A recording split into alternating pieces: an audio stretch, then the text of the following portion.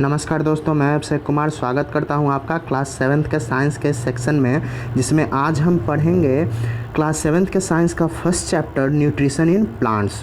तो यानी कि प्लांट्स में न्यूट्रिशन क्या होते हैं और कैसे पहुंचते हैं। तो वैसा प्रोसेस जिसमें कि जो भी ऑर्गेनिज्म हैं उनको फूड प्रोवाइड होता है, मतलब फूड उनके पास पहुंचता है, उसी को हम कहते हैं न्यूट्रिशन। अब न्यूट्रिशन के कौन कौन से मोड्स हैं, तो किस किस तरीके से न्यूट्रिशन उनमें पहुंचता है। तो फर्स्ट जो मोड है वो है ऑटोट्रॉप्स, यानी कि ऑटोट्रॉपिक मोड ऑफ न्यूट्रिशन, या फिर सेकंड जो है हमारा वो हेट्रोट्रॉप्स है, यानी हेट्रोट्रॉपिक मोड्स ऑफ न्यूट्रिशन। तो इसको हम लोग अब डिस्कस करते हैं कि ऑटोट्रॉप्स क्या है या फिर ऑटोट्रॉपिक मोड ऑफ न्यूट्रिशन है क्या। तो ऑटोट्रॉपिक मोड ऑफ न्यूट्रिशन एक ऐसा प्रोसेस है जिसमें कि वैसे ऑर्गेनिज्म जो कि अपना फूड खुद से बनाते हैं कुछ सिंपल सब्सटेंस से, जैसे कि कार्बन डाइऑक्साइड हो गए, वाटर हो गए, और इस प्रोसेस को हम लोग कहते हैं फोटोसिंथेसिस। और उन प्लांट्स को हम लोग कहते हैं ऑटोट्रॉप्स, और जिस मोड ऑफ न्यूट्रिशन से वो अपने प्लांट फूड को बनाते हैं उनको हम कहते हैं ऑटोट्रॉपिक मोड ऑफ न्यूट्रिशन। तो जितने भी ग्रीन प्लांट्स हो गए वो उनमें ऑटोट्रॉपिक मोड ऑफ न्यूट्रिशन होता है, यानी कि वो अपना भोजन खुद से बनाते हैं। कैसे? तो वो क्या करते हैं कि उनमें कुछ प्रेजेंट रहता है, मतलब क्लोरोफिल रहता है, और कार्बन डाइऑक्साइड लेते हैं, वाटर लेते हैं, और सनलाइट के प्रेजेंस में ये सारा प्रोसेस होता है। तो हमारे बॉडी में आखिर ये हम लोग खुद अपना भोजन क्यों नहीं बना पाते हैं? क्योंकि कार्बन डाइऑक्साइड जो है वो एयर से ले सकते हैं, वाटर भी हमारे चारों तरफ प्रेजेंट है, और सनलाइट भी हमें मिलता है, तो फिर भी क्यों नहीं? क्योंकि हमारे शरीर में ग्रीन पिगमेंट जो क्लोरोफिल है वो नहीं होता है प्लांट्स के जैसे, इसीलिए हम अपना भोजन खुद से नहीं बना पाते हैं। अब हो गया सेकेंड जो है वो हेट्रोट्रॉप्स है, यानी कि हेट्रोट्रॉपिक मोड ऑफ न्यूट्रिशन।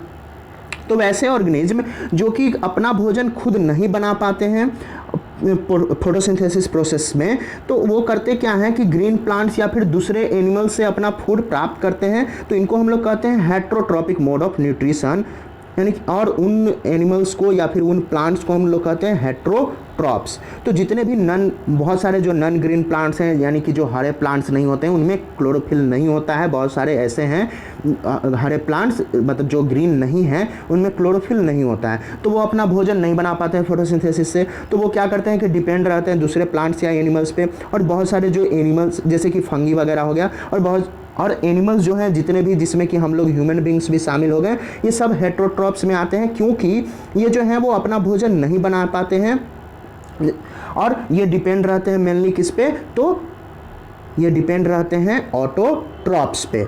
अब जो फोटोसिंथेसिस है वो प्रोसेस है क्या? तो food making process in plants, इसी को हम लोग फोटोसिंथेसिस कहते हैं। तो जो भी ग्रीन प्लांट्स हैं वो करते क्या हैं कि अपना भोजन बनाते हैं सिंपल ऑर्गेनिक सब्सटेंस से, जैसे कि कार्बन डाइऑक्साइड हो गया, वाटर हो गया, और सनलाइट का प्रेजेंस। अब हम फोटोसिंथेसिस को क्या करेंगे कि डिफाइन करते हैं।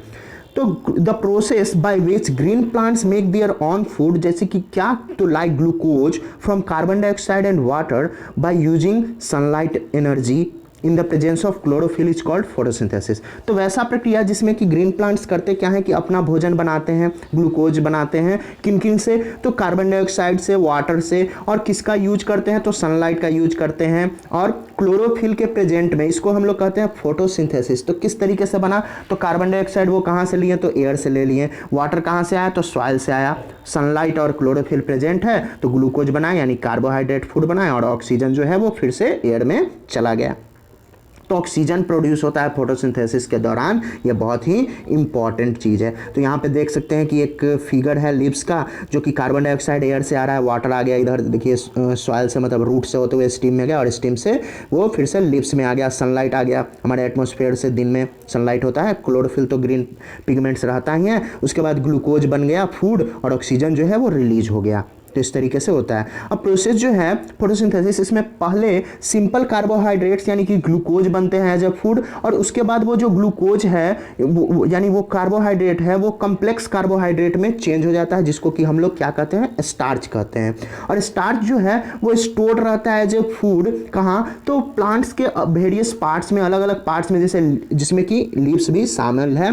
लीव्स हो गया, फिर रूट्स हो गया, स्टेम वगैरह सभी जगह होते हैं।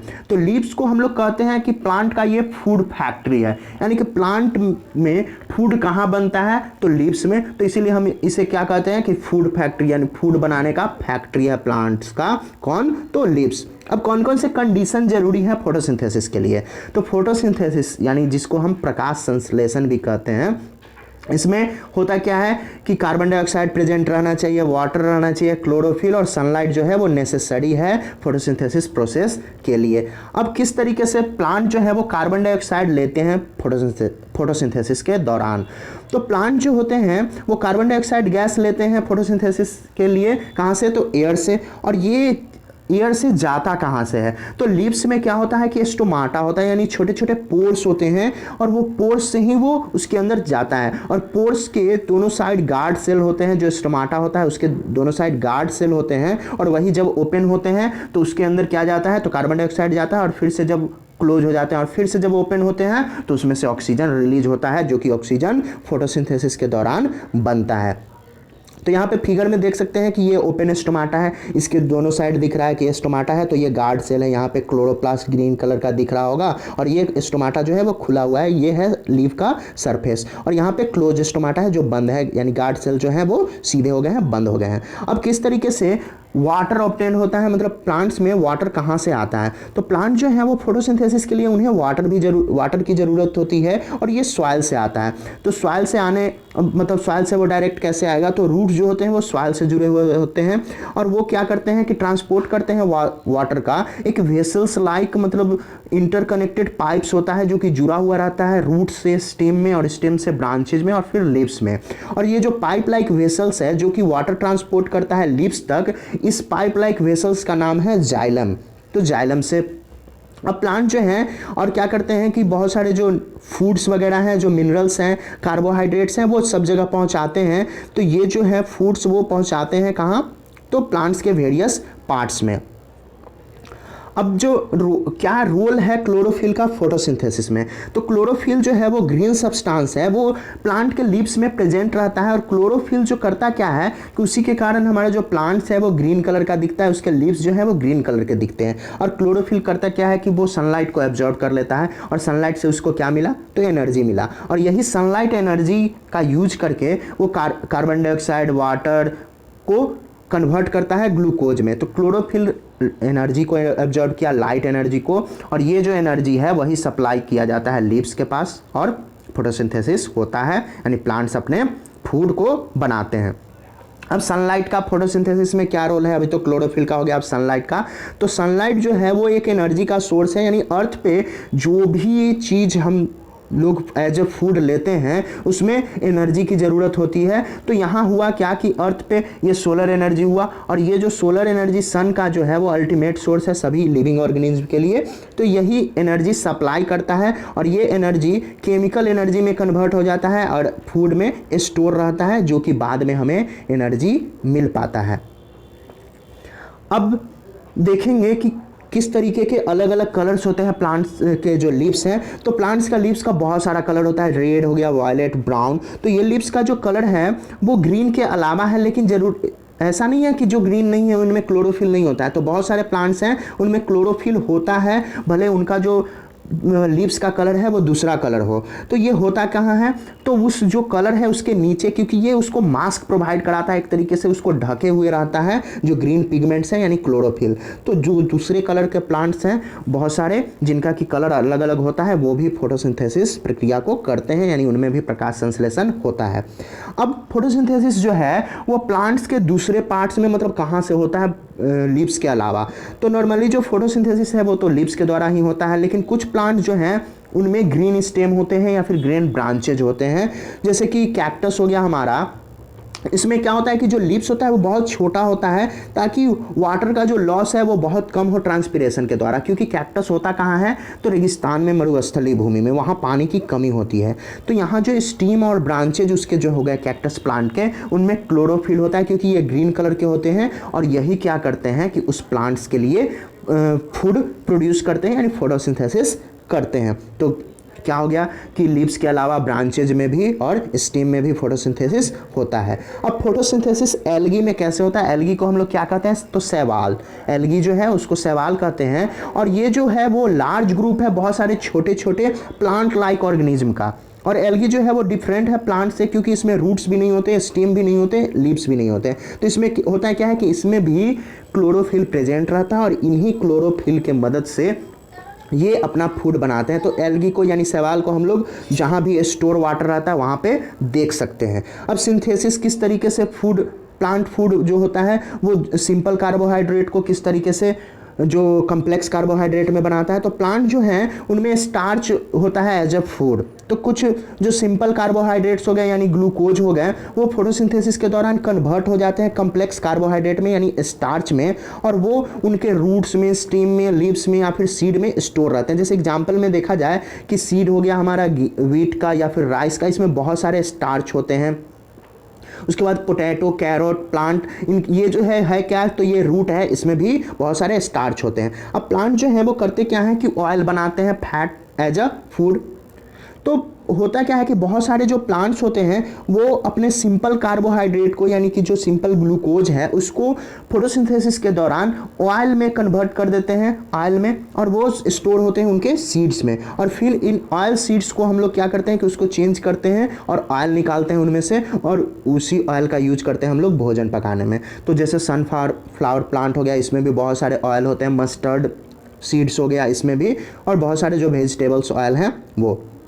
तो ये जो ऑयल हैं वो बने हुए किस चीज़ के रहते हैं? तो तीन एलिमेंट्स हैं, कार्बन, हाइड्रोजन और ऑक्सीजन, यही तीनों इनमें प्रेजेंट रहता है। प्लांट जो है वो प्रोटीन कहाँ से बनाता है? प्रोटीन एज अ फूड कहाँ से? तो कार्बन, हाइड्रोजन और ऑक्सीजन के अलावा प्रोटीन जो है वो कहाँ से आता है? तो प्रोटीन जो है वो नाइट्रोजन एलिमेंट है। और प्लांट जो है वो कंबाइन करते हैं ग्लूकोज को, कार्बोहाइड्रेट को फोटोसिंथेसिस के दौरान, और कुछ नाइट्रेट मिनरल्स बनाते हैं जो कि उनको कहाँ से मिलता है? तो सॉइल से मिलता है, और फिर उसको कन्वर्ट कर देते हैं एमिनो एसिड में, और वही कन्वर्ट हो जाता है फिर प्रोटीन में। तो इस तरीके से प्लांट को प्रोटीन मिल पाता है। अब प्रोटीन जो है वो नाइट्रोजेनस सब्सटेंस है जिसमें कि नाइट्रोजन एलिमेंट होते हैं। तो नाइट्रोजन एलिमेंट जो हैं वो हमारे एयर में बहुत ज़्यादा मात्रा में प्राप्त होते हैं, नाइट्रोजन गैस, लेकिन प्लांट उनको डायरेक्टली एब्जॉर्ब नहीं कर सकता है। तो इसलिए एक तरीके का बैक्टीरिया होता है, कुछ इंडिजीनियस प्लांट्स हैं जैसे कि दलहन वाले कुछ पौधे हैं उनके रूट्स में, और वो करता क्या है कि एयर से ले लिया, एयर से नाइट्रोजन गैस लिया और उसको फिर नाइट्रेट्स में कन्वर्ट कर देता है। और ये जो नाइट्रेट्स हैं वो सोलूबल होते हैं किसमें? तो सॉइल में वो वाटर सोलूबल होते हैं, और वाटर के साथ फिर प्लांट जो है वो उसको एब्जॉर्ब कर लिया। अब प्लांट जो है वो विटामिन जो है प्लांट्स को वो भी एज अ फूड वो बनाते हैं। तो विटामिन जो है वो एक कम्प्लेक्स सब्सटेंस है और बहुत इंपॉर्टेंट है, हमारे फूड का बहुत इंपॉर्टेंट पार्ट है। और ये भी हमें कहाँ से मिलता है? तो केवल प्लांट से ही मिल सकता है। और ये कहाँ होता है? तो वेजिटेबल्स में, फ्रूट्स में, बहुत सारे जो अनाज हैं, सीरियल्स हैं, और एनिमल्स कभी भी विटामिन नहीं बना सकते हैं। तो अब क्या क्या इंपॉर्टेंस है फोटोसिंथेसिस का, क्यों फोटोसिंथेसिस जो है वो ज़रूरी है सबके लिए? तो फोटोसिंथेसिस में हुआ क्या कि फूड बना एनिमल के लिए यानी हमारे ह्यूमन बींग्स के लिए भी। तो यदि फोटोसिंथेसिस नहीं होगा तो हमें फूड नहीं मिल पाएगा, या फिर दूसरे ऑर्गेनिज्म को भी फूड नहीं मिल पाएगा, तो हम लोग यहाँ सर्वाइव नहीं कर सकते। तो इसलिए प्लांट्स हमारे लिए बहुत यूजफुल है। और दूसरा कारण है फोटोसिंथेसिस का कि फोटोसिंथेसिस में होता क्या है कि ऑक्सीजन गैस रिलीज होता है, और उसी को हम लोग ब्रीथ करते हैं या फिर रेस्पिरेट करते हैं, रेस्पिरेशन के दौरान हम लोग लेते हैं। तो अगर ऑक्सीजन नहीं होगा तो हम लोग जिंदा नहीं रह पाएंगे, यानी कि ये इसके लिए भी हम लोग प्लांट्स पे डिपेंडेंट हैं। अब दूसरे मोड्स ऑफ न्यूट्रिशन है वो क्या है? तो पैरासाइटिक्स हैं और सेप्रोफाइट्स हैं, ये दूसरे मोड्स ऑफ न्यूट्रिशन है।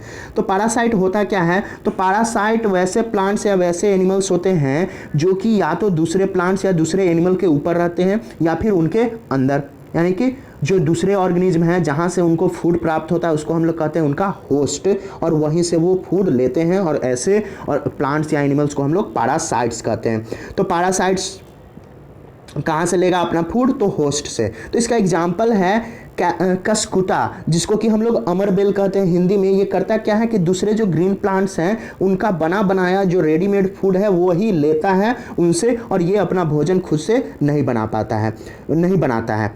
तो ये क्या हुआ कि पैरासाइट हो गया। और कुछ एनिमल्स भी हैं पैरासाइट, जैसे कि एग्जांपल हो गया लाइस जो जुए होते हैं, बेड बग्स यानी कि खटमल हो गया, लीचेज हो गए, और मॉस्क्यूटो जो हमारा खून पीता है वो सब भी पैरासाइट्स हैं। अब नेक्स्ट जो है वो सैप्रोफाइट्स हैं। तो वैसे नॉन ग्रीन प्लांट जो कि अपना फूड ऑब्टेन करते हैं कहाँ से, यानी न्यूट्रिशन उन्हें कहाँ से मिलता है, तो डेड या डिकेइंग ऑर्गेनिक मैटर से, उनको हम लोग कहते हैं सैप्रोफाइट्स, यानी मरे हुए जानवर हो गए या फिर मरे हुए जो पेड़ पौधे हो गए वहाँ से उनको न्यूट्रिशन मिलता है। तो ये करते क्या हैं, ये जो सैप्रोफाइट्स होते हैं वो एक तरीके का जूस रिलीज करते हैं, यानी कि डाइजेस्टिव जूस उन मरे हुए प्लांट्स या फिर मरे हुए एनिमल्स पे, और फिर वो जब सोलूबल हो जाता है तो फिर उसको टेक कर लेते हैं, मतलब ले लेते हैं एज अ न्यूट्रिशन, मतलब एज अ फूड। तो इनमें आता क्या है, तो मशरूम हो गया, फिर ब्रेड मोल्ड ईस्ट हो गया, ये सब सैप्रोफाइट्स हैं। अब बहुत सारे जो सैप्रोफाइट्स हैं वो हमारे लिए यूजफुल भी हैं और कुछ जो हैं वो हमारे लिए नुकसानदायक भी हैं। तो ये हो गया सैप्रोफाइट्स।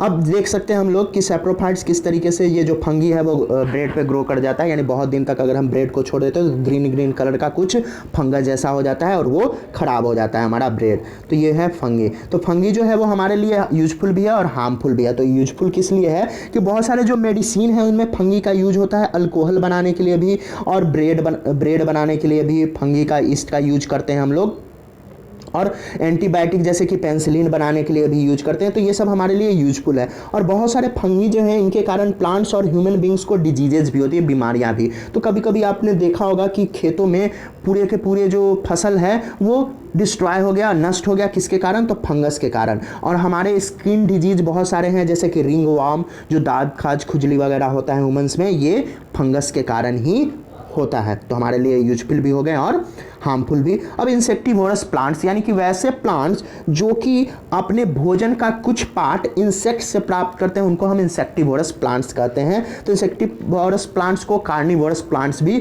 कहा जाता है। तो ये करते क्या हैं कि ये प्लांट जो हैं वो सॉइल में ग्रो करते हैं, लेकिन इनको सफिशिएंट नाइट्रोजन मिनरल नहीं मिल पाता है, इसलिए वो नाइट्रोजन के लिए कहाँ पे डिपेंड रहते हैं, तो इंसेक्ट्स पे। वो इंसेक्ट्स को ट्रैप कर लेते हैं, मतलब पकड़ लेते हैं। तो कुछ एग्जांपल्स हो गए इनके, पीचर प्लांट्स, यानी घड़ा जैसा जो प्लांट रहता है उसमें उसके लीव्स में घड़े जैसा लीड, मतलब उसमें लीड रहता है, पीचर बना हुआ रहता है, ऊपर से ढक्कन, इंसेक्ट्स उसके अंदर गया और वो ढक्कन बंद कर लिया और उसको डाइजेस्ट कर जाता है, इंसेक्ट को पचा जाता है। तो ये पीचर प्लांट हो गया। अब ये नाइट्रोजन कंपाउंड कहाँ से प्राप्त करता है, तो उन इंसेक्ट से। तो इंसेक्टिवोरस प्लांट जो है वो मेनली ऑब्टेन करते हैं केवल नाइट्रोजन अपने ग्रोथ के लिए, और पार्शियल हेटेरोट्रॉप्स भी होते हैं, यानी कि अपना भोजन भी खुद से बनाते हैं। अब सिम्बायोटिक प्लांट्स क्या हैं, तो वैसे लिविंग ऑर्गेनिज्म जो कि दो डिफरेंट स्पीसीज ऑफ प्लांट से मिलकर के बने हुए हों, और लेकिन देखने में हमें लगते हैं कि वो एक ही प्लांट्स हैं और वो एक दूसरे का मदद करते हैं भोजन प्राप्त करने में, उन्हें हम कहते हैं सिम्बोसिस प्लांट्स, जैसे कि लाइकेन हो गए। अब लाइकेन जो है वो एल्गी और फंगस नॉन ग्रीन प्लांट दोनों से मिलकर के बना हुआ रहता है, और हमें लगता है कि ये एक ही पार्ट है, लेकिन ये करता क्या है कि एक दूसरे की मदद करता है। तो इनका रिलेशन क्या है कि एक दूसरे को जीवन प्रदान कराना। जैसे राइबोजियम का भी हम लोग बात करेंगे, तो राइबोजियम होता क्या है कि ये जो प्लांट्स हैं जो कि हमारे इंडिजीनियस प्लांट्स हैं, यानी दलहन वाले जो प्लांट्स हैं, लेग्यूमिनियस जो प्लांट्स हैं दलहन वाले, जैसे कि ग्राम हो गए, पी, बीन्स वगैरह, उनके रूट्स में होते हैं, और ये उनको जो एटमॉस्फेयर में नाइट्रोजन गैस है उनको प्रोवाइड कराते हैं, किसको, तो प्लांट्स को। और प्लांट्स उनको क्या करता है, तो शेल्टर देता है अपने अंदर, मतलब अपने जड़ में रहने देता है। तो किस तरीके से न्यूट्रिएंट जो है वो सॉइल में फिर से जाते हैं, तो न्यूट्रिएंट जो है वो सॉइल में फिर से जाते हैं कैसे, तो सॉइल में हम क्या ऐड करते हैं, तो फर्टिलाइजर और मैन्यूअर्स, तो जिसके कारण सॉइल में फिर से ये न्यूट्रिएंट्स हैं वो चले जाते हैं। और न्यूट्रिएंट्स किस चीज़ के लिए ज़रूरत होते हैं, तो प्लांट्स के ग्रो के लिए। जैसे क्या क्या चीज़ हम लोग डालते हैं, तो फर्टिलाइजर, मैन्यूअर डालते हैं, जैसे कि नाइट्रोजन हो गया, फास्फोरस हो गया, पोटेशियम हो गया, इन सबको हम लोग सॉइल में डालते हैं, जो कि क्रॉप के लिए बहुत ही ज़रूरी होता है। अब हो गया क्या कि वैसे क्रॉप्स जो कि फील्ड, मतलब कि जिनको कि नाइट्रोजन की बहुत ज़्यादा ज़रूरत होती है, तो उनमें वो क्या करते हैं कि प्रोटीन्स बनाते हैं। अब नाइट्रोजन जो है वो लिग्यूमिनियस क्रॉप्स में सॉइल में मतलब खुद से वो चला जाता है। तो कैसे, तो उन्हीं राइजोबियम बैक्टीरिया के मदद से वो क्या किए कि उनको नाइट्रेट्स में कन्वर्ट कर दिया, नाइट्रोजन गैस लिए नाइट्रेट्स में कन्वर्ट कर दिए, और वो वाटर सोलुबल है, और वाटर सोलुबल होने के कारण वाटर के साथ वो प्लांट्स के पास पहुंच जाता है। तो इस तरीके से जो नोड्स देख सकते हैं हम लोग, कि ये जो नोड्स हैं वो कहाँ हैं, तो प्लांट्स के रूट्स में इनके अंदर राइजोबियम बैक्टीरिया होते हैं और यही उनको नाइट्रोजन प्रोवाइड कराते हैं। तो वैसे खेत जिनमें अगर हम लोग ल्यूमिग्यूमिनियस क्रॉप्स को पहले उगाए हैं और उसके बाद अगर कोई फसल उगा रहे हैं जिनको कि नाइट्रोजन की ज़रूरत है, तो उन खेतों में हमें नाइट्रोजन ऐड करने की ज़रूरत नहीं होगी, क्योंकि पहले ही उसमें बहुत ज़्यादा मात्रा में नाइट्रोजन रहेगा, यानी नाइट्रेट फॉर्म में वो रहेगा। अब सेल क्या है, तो बायोलॉजी में सेल को हम लोग कहते हैं स्मॉलेस्ट यूनिट ऑफ लाइफ, जो कि प्लांट्स और एनिमल्स का बहुत छोटा यूनिट है। और इस सेल को हम लोग कहते हैं building blocks of plants and animals. तो बिल्डिंग ब्लॉक कैसे, तो जैसे जो घर होता है वो बना हुआ रहता है किसी से, तो बहुत सारे ईंटों से मिला करके दीवार बनता है और उसके बाद घर। तो हमारा बॉडी भी है वो बहुत सारे छोटे छोटे सेल से बना हुआ रहता है। और जो सेल है उसको हम लोग अपने नंगे आंखों से नहीं देख सकते, वो बहुत छोटा होता है। और वैसा ऑर्गेनिज्म जो कि सिंगल सेलुलर होता है, यानी एक सेल का बना होता है, उसको हम लोग एमीबा कहते हैं। और हमारे जो प्लांट्स हो गए, मैन हो गए, इनमें बहुत सारे मिलियंस ऑफ लाखों सेल होते हैं। अब दो टाइप का सेल होता है, एक एनिमल सेल होता है और एक प्लांट सेल होता है। तो सेल को हम लोग देख सकते हैं कि यहाँ जो है वो एनिमल सेल है, फर्स्ट जो फिगर है 16 इसमें। तो सेल मेम्ब्रेन इसमें होता है, साइटोप्लाज्म होता है, न्यूक्लियस होता है, माइटोकॉन्ड्रिया हो गया और छोटे छोटे वैक्यूल्स होते हैं। और वही अगर प्लांट सेल का बात किया जाए तो इसमें सबसे पहले सेल वाल होता है, जिसके कारण ये हार्ड होता है। जो प्लांट जो होते हैं वो हार्ड होते हैं। उसके बाद सेल मेम्ब्रेन हो गया, साइटोप्लाज्म, न्यूक्लियस, क्लोरोप्लास्ट, माइटोकॉन्ड्रिया। और इसमें जो वैक्यूल्स होते हैं वो बहुत लार्ज होते हैं और यहीं से ट्रांसपोर्टेशन होता है वाटर का। तो ये हो गया प्लांट सेल का। अब सेल वाल हो गया, क्लोरोप्लास्ट और बहुत सारे लार्ज वॉक्यूल्स हुए। तो यहाँ जो है ये चैप्टर आपका समाप्त होता है। तो आप सजेशन ज़रूर दीजिए और आपको अगर वीडियो अच्छा लगा तो लाइक ज़रूर कीजिए। धन्यवाद।